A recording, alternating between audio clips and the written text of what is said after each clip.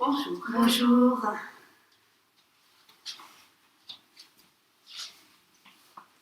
Bonjour, aujourd'hui c'est moi qui vais prendre la parole et je prends la parole avec mes petits papiers comme l'autre fois. Oui, peut-être que ça me rassure, c'est vrai. Alors voilà, aujourd'hui on débute cette troisième semaine de confinement. C'est vrai que pour beaucoup d'entre nous, ça peut commencer à être comme de longues vacances. Et puis même pour certains d'entre nous, peut-être que ce sont des vacances qui n'ont jamais été aussi longues, c'est possible. Et je suis toujours avec cette question d'espace-temps, cette question voilà, de nous, de comment on fait, qu'est-ce qu'on en fait. Alors je me dis que certains d'entre nous ont commencé à s'organiser, c'est-à-dire à suivre un certain horaire, alors bien sûr avec le télétravail, mais une certaine discipline aussi, mais je pense que pour beaucoup d'entre nous, c'est plus difficile que ça. Donc d'abord j'ai été un peu étonnée, c'est vrai, autour de moi, dans ma famille, des personnes qui ont été un peu étonnés justement que ce confinement perdure. Et j'ai été assez surprise en entendant des personnes elles-mêmes étonnées que ce confinement puisse continuer. Et je me suis dit qu'à ce moment-là, bien sûr, si on s'attendait à sortir à partir d'aujourd'hui, ça peut être difficile aussi à vivre. Alors peut-être que ces 15 premiers jours, en tout cas moi c'est un peu comme ça que je les ai vécus, on en a profité pour dormir un peu plus déjà, je veux dire c'est arrivé au bon moment, là, un moment, une période où on est tous un peu fatigués, on attend justement ces grandes vacances, et puis voilà, et puis peut-être que aussi on en a profité pour prendre son temps, en se disant bon voilà, je vais pouvoir un peu faire les choses un peu à mon rythme, des choses comme ça. Et puis aussi, peut-être que vous en avez profité, pour certains d'entre vous, pour ranger, pour trier, en se disant, en commençant, en faisant les choses qu'on avait laissées de côté, un peu en se disant, ça sera pour plus tard quand j'aurai le temps. Et ce temps, il est là, donc on a commencé, vous avez nettoyé, puis vous avez mis certainement beaucoup d'énergie.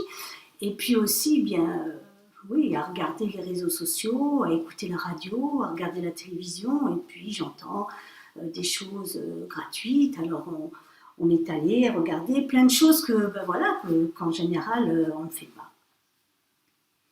Bon, maintenant la maison elle est propre, l'appartement est à peu près rangé, et puis on commence à être un peu fatigué de visionner, d'écouter, comme disait Sensei, une journée de silence par semaine arrive au bon moment. Peut-être que vous êtes un peu fatigué de dormir, fatigué de manger, et bon, voilà, et puis quoi? Et alors là, c'est là où on réalise vraiment, ça va durer. C'est pas quelque chose qui s'est arrêté, ça va durer, ça va continuer, ce confinement. Et c'est vrai que ça m'a fait penser à une phrase de Suzuki Roshi, de Shunryo Suzuki Roshi, ce maître japonais qui avait été envoyé aux États-Unis et qui a fondé une grande communauté bouddhiste zen. Et donc pendant une retraite, ce qu'on appelle une retraite, c'est-à-dire, je pourrais appeler comme un temps où on est en ce moment, un peu confiné, un temps où on se tient à l'écart du monde pour mieux y revenir certainement, on s'éloigne momentanément. Et donc pendant une retraite de notre école, Soto Zen, ce que l'on pratique c'est surtout la méditation plusieurs fois par jour. La méditation comme on est en train de la faire tous les matins et tous les soirs ensemble, c'est-à-dire on essaye de notre mieux possible en tout cas de ne pas bouger. Et donc peut-être qu'on en est au deuxième, troisième jour de cette méditation et de cette retraite, pardon. Et puis Suzuki Roshi commence à entendre. Il commence à entendre les mal de jambes, les mal de dos, il commence à entendre comme ça, ça grince un peu. Il commence à entendre, sentir la peine et la souffrance des personnes, l'irritation mentale aussi, les émotions qui montent. Dans ce silence, justement, il entend ce qu'il entend en fait dans ce nuage oui, peut-être une personne commence à déglutir. Enfin voilà, j'imagine très bien parce que c'est quelque chose que l'on entend parfois, la demeure sans limite aussi. Et il entend distinctement dans ce nuage de mal-être, de souffrance, quand est-ce que ça va s'arrêter? Quand est-ce qu'il va enfin sonner sa cloche, puisque c'est cette personne, c'est lui qui peut le faire, hein. Et puis aussi peut-être des pensées, mais quelle idée j'ai eue de participer à cette retraite, hein, quelle idée j'ai eue de me confiner ici, peut-être que j'aurais dû partir à la campagne comme on me l'avait proposé, etc., etc.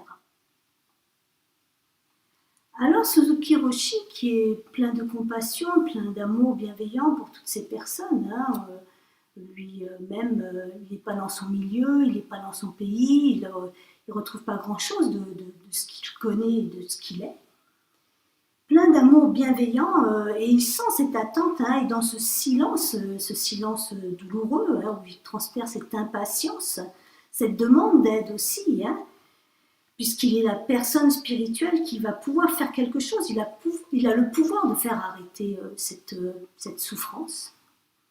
Et dans cette attente, on entend sa voix qui dit « Dites-vous bien que tout cela ne s'arrêtera jamais ». Bon, moi, j'ai trouvé que cette phrase, elle est extraordinaire. Alors, elle peut sembler dure. Elle peut pas être dite, cette phrase, elle peut pas être dite par une personne qui est en colère. Elle peut pas être dite par une personne qui profite d'une position, etc. Il peut dire cette phrase parce que justement, il a cette compassion pour toutes ces personnes.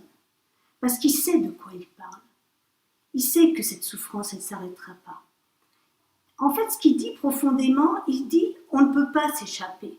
On veut croire que ça va s'arrêter. On veut croire que notre vie va revenir à la normale, hein, si je pense à nous aujourd'hui. Mais la réalité de notre vie, c'est que c'est ça la normale. On ne peut pas s'échapper du moment qu'on est en train de vivre. Je vois là, actuellement, je reçois un peu... j'ai ouvert 2 ou 3 fois pour voir ce que c'était, des genres de pubs, des annonces, je crois que ça s'appelle, d'assureurs ou de boîtes de mutuelles, et qui me font des propositions pour me protéger dans le futur. Qui me parlent déjà de quand on va sortir, quand ça va s'arrêter, etc. Mais la vérité, en fait, c'est que tout ça, cette insatisfaction, cette insécurité, tout ça, ça fait partie de ma vie. Et c'est ce que leur dit Suzuki Roshi. Il ne peut pas leur mentir, il ne peut pas leur raconter des histoires. Il est là et par amour, par bienveillance, il leur dit exactement ce qu'il est. Il est très très honnête, il le dit par... Il pourrait leur dire, bon, tout va bien, ça va plus se reproduire, mais il ne peut pas leur dire ça. Parce que ces personnes, elles viennent chercher quelque chose. Elles viennent chercher le soulagement du corps et de l'esprit. Et qu'est-ce qui peut leur offrir d'autre que la vérité? Qu'est-ce qui peut leur offrir d'autre que ce qui est réellement? Et là, il leur dit, en fait, profondément, ce qu'il leur dit, on est dans le même bateau. Et il n'y a que cet amour bienveillant, incommensurable, que les Tibétains appellent le Seigneur du cœur, qui va nous permettre de transcender cette souffrance en acceptant totalement ce qui nous est donné à vivre.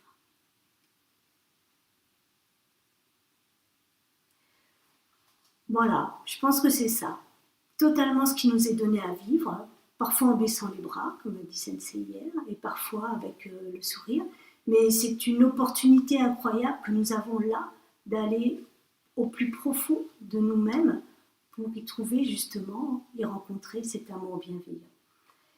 Je voudrais terminer avec une phrase de Suzuki Roshi, extrait de son livre « La source brille dans la lumière », qui dit « Où que vous soyez, vous êtes unis avec les nuages, avec le soleil et avec les étoiles que vous voyez.